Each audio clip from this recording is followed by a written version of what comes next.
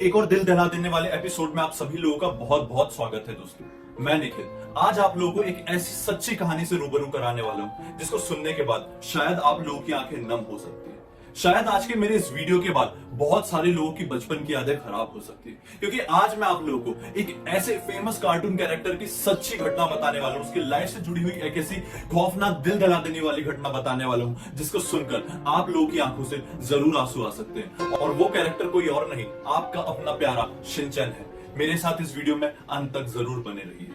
इस कहानी की गोपनीयता को बनाए रखने के लिए कहानी के असल किरदारों के नाम भी गोपनीय रखे गए हैं। दोस्तों, इस कहानी की शुरुआत हुई थी आज से पूरे 50 साल पहले, यानी कि सन 1970 में। सन 1970 में जापान के एक छोटे से शहर में एक खुशहाल परिवार रहता था। उस परिवार के मुखिया का नाम था हिरोशी। हिरोशी की एक पत्नी थी जिनका नाम था मिसाई। हिरोशी और मिसाई के दो बच्चे थे, जिसमें से बेटी का नाम था हिमावरी और बेटे का नाम था शिनचैन। उनका एक बहुत ही प्यारा सा छोटा सा कुत्ता भी था जिसका नाम था शिरू।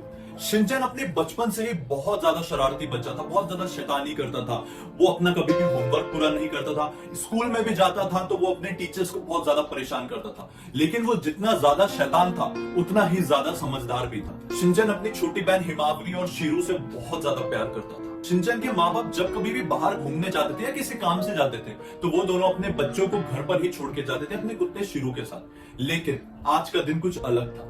शिनचैन के पिता को यानी कि हिरोशी को बाहर दूसरे शहर में बहुत ज्यादा जरूरी काम आ गया था।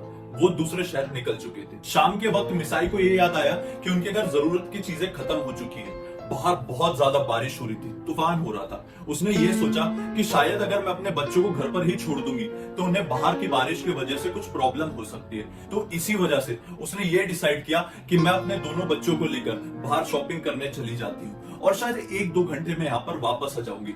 उसने यही किया। वो अपने दोनों ही बच्चों को यानी कि हिमावरी और शिनचैन को लेकर शॉपिंग करने के लिए निकल गए। बाहर बहुत ज्यादा बारिश और तूफान आ रहा था। जैसे ही वो लोग शॉपिंग के मॉल पर पहुंचते हैं तो अचानक से बारिश थम जाती, गाड़ियां आम दिनों की तरह ही चलने लगती। मिसाई अपनी शॉपिंग में बिल्कुल व्यस्त ही थी कि अचानक से शिनचैन की नजर अपनी छोटी बहन हिमावरी पर पड़ती है। वो देखता है कि हिमावरी खेलते खेलते दुकान के बाहर निकल चुकी है और अब वो बीच सड़क में जा पहुंची है और बाहर बहुत ही तेज रफ्तार से गाड़ियां आ जा रही है।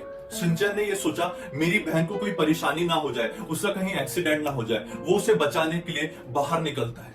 जैसे ही वो वहां पर देखता है कि हिमावरी बिल्कुल सड़क के बीचों बीच पहुंच चुकी है तो शिनचैन उसे आवाज लगाता है कि यहाँ पर जल्दी से लौट कर आ जाओ वरना तुम्हें कुछ हो जाएगा। लेकिन हिमावरी उसकी ये आवाज नहीं सुन पाती है और अचानक से शिनचैन की नजर पड़ती है कि दूर से एक बहुत ही खतरनाक, बहुत ही बड़ा सा ट्रक हिमावरी की तरफ तेजी से बढ़ रहा है। शिनचैन इसे सोचता है कि मैं कूद कर उसे बचा लूंगा और फिर वो वहां दौड़कर जाता है, अपनी छोटी बहन हिमावरी को बचाने की छलांग मारकर कोशिश करता है। लेकिन अचानक से वो बड़ा सा ट्रक आकर वो दोनों को टक्कर मार देता है और फिर वो दोनों की उसी जगह पर मौत हो जाती है। मिसाई को इस घटना से बहुत ही ज्यादा दुख होता है।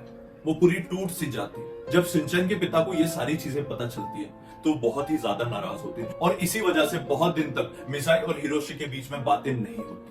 वो इतनी ज्यादा डिप्रेशन में चली जाती है कि डिप्रेशन में जाकर वो एक बुक लिख डालती है। मिसाई अपनी उस बुक में अपने दोनों बच्चों की बहुत याद कर करके उनकी तस्वीरें बनाती थी और उनसे जुड़ी हुई हर एक यादें लिखती थी। इसी तरह से कई साल बीत गए और फिर कई साल बाद एक बार इस दुर्घटना की खबर एक फेमस कार्टून क्रिएटर योशिता युसुई को पड़ी तो उन्होंने ये डिसाइड कर लिया कि मैं इसकी सच्चाई पूरी दुनिया के सामने लाऊंगा। मैं ये दर्दनाक कहानी पूरी दुनिया को दिखाऊंगा एक कार्टून की मदद से। और उन्होंने वही किया। उन्होंने एक फेमस कार्टून बनाया शिनचैन। मुझे यकीन है कि आप में से बहुत सारे लोगों ने इस कार्टून को जरूर देखे होंगे। इस कार्टून की बहुत ज्यादा लोकप्रियता हुई बच्चों में।